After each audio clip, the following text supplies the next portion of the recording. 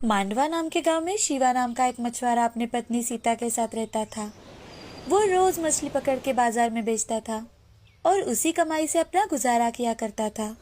बारिश का मौसम चल रहा था। जोरदार बारिश के कारण समंदर में बाढ़ आने की संभावना थी और इसीलिए मछली पकड़ने के लिए पाबंदी लगाई गई थी।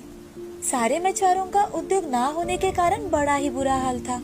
एक दिन शिवा मन ही मन, अगर ऐसे ही चलता रहा तो भूखे प्यासे सोने की नौबत आ जाएगी। जी सुनते हो, ये बारिश तो रुकने का नाम ही नहीं ले रही। घर का अनाज भी अब खत्म होने आ रहा है। क्या करेंगे? कुछ सोचा भी है आपने? अरे सीता, अब मैं क्या कर सकता हूँ इसमें? अब तो सब किस्मत पर है। अगर कल तक बारिश रुक गई तो अच्छी बात है, नहीं तो अपना क्या होगा क्या पता। शिवा एक बहुत ही नेक दिल और दयालु इंसान था। उसे अपनी कोई संतान नहीं थी।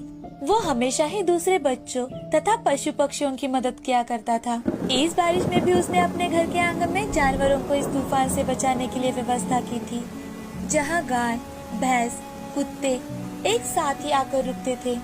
उसके खुद के खाने के लाले पड़े हुए थे, लेकिन फिर भी वो अपने खाने में से कुछ हिस्सा उन जानवरों को देता था।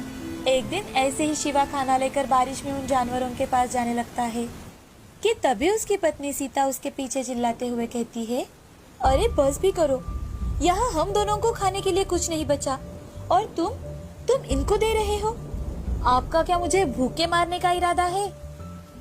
अरे सीता, मेरे हिस्से का तुम खा लेना। वैसे भी मुझे ज्यादा भूख नहीं है आज। ऐसा कहकर वो जानवरों को खाना देने जाता है और खाना देकर घर के अंदर आता है। घर के अंदर आकर सोचते सोचते ही सो जाता है। दिन बीत रहे थे।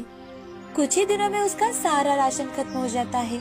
तो वो जानवरों के पास आकर बैठता है और उनसे बातें करने लगता है। बातें करते करते शिवा, मुझे माफ करना दोस्तों, आज मेरे पास तुम्हें देने के लिए कुछ नहीं है। शिवा आज बहुत दुखी था। वो वहीं पर सोचते सोचते एक कोने में सो जाता है। दूसरे दिन सुबह उसकी आंखों पर सुनहरी धूप गिरती है और उसी धूप के कारण उसकी आंख खुलती है।